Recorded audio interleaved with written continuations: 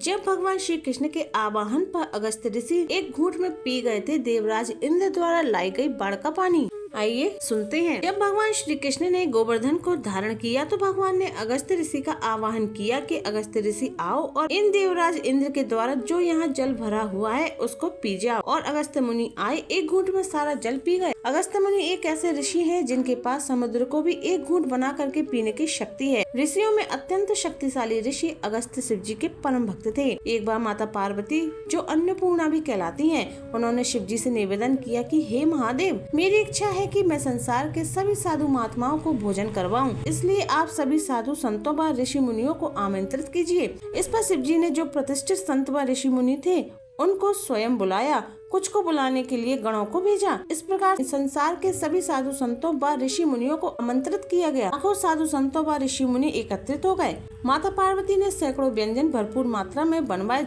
जिनको खा सभी साधु संत व ऋषि मुनि थक गए, किंतु व्यंजन ज्यों के त्यों ही पड़े रहे।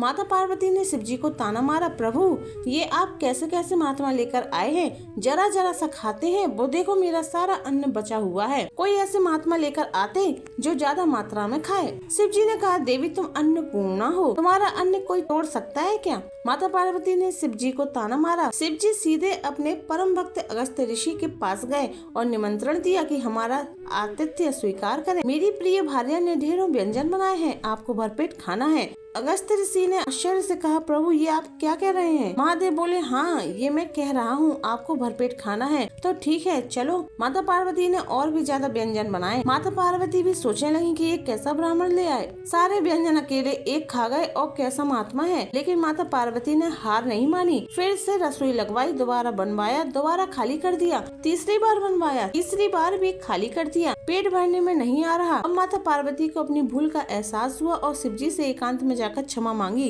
प्रभु मेरी लाज बचाओ, अगर इस साधु का आज पेट नहीं भरा तो सारे संसार में मेरी जग हंसाई हो जाएगी कि वो कैसी अन्नपूर्णा जो एक साधु का पेट नहीं भर सकी। शिव जी ने कहा, बात मेरी सीमा से बाहर हो गई, अब तो लाज नारायण ही बचा सकते हैं। देवी आप नारायण को यही स्मरण करो, मैं उनके पास जाता हूँ। माता पार्वती तो कैलाश पर ही बैठकर स्मरण करने लगी और शिव जी चले गए नारायण जी के पास और बोले, चलिए आपका न्योता है। भगवान ने कहा, अवश्य, मैं सब जानता हूँ क्या हो रहा है, इसलिए मुझे जाना ही पड़ेगा। भगवान विष्णु ने एक साधु का वेश धारण किया, अगस्त्य ऋषि के बराबर में आसन लगाया, पत्तल लगाई और थोड़ा थोड़ा सा भोजन परोसा, जिसको खाकर भगवान ने पेट पर हाथ फेर और बोले, तृप्तोस्मि तृप्तोस्मि तृप्तोस्मि, मैं तृप्त हो गया, मैं तृप्त हो गया, मैं तृप्त हो गया।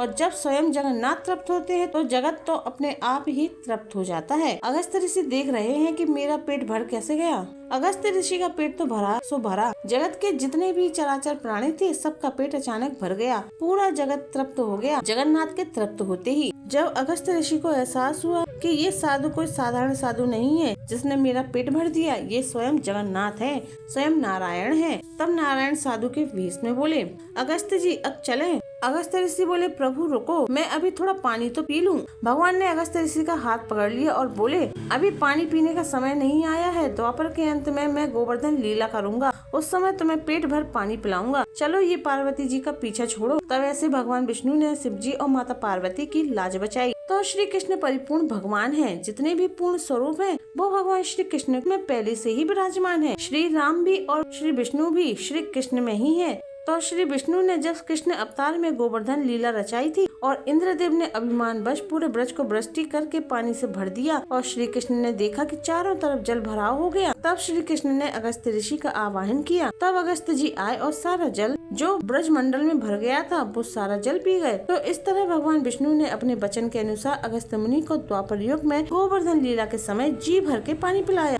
ओम नमो भगवते वासुदेवाय नमः।